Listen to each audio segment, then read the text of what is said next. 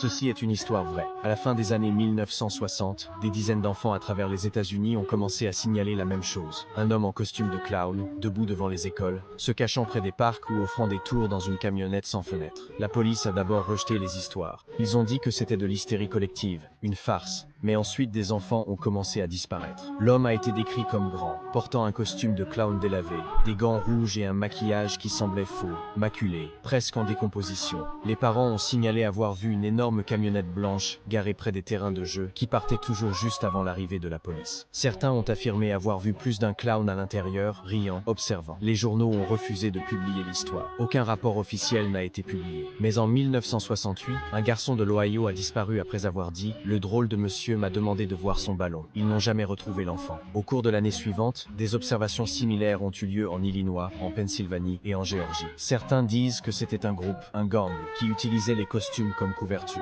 D'autres pensent que c'était quelque chose de plus sombre caché sous la peinture. À ce jour, personne n'a jamais été arrêté. Pas de nom, pas de visage, juste des dessins dans de vieux dossiers, montrant tous la même chose. Un clown aux yeux noirs et au sourire qui ne bougeait jamais.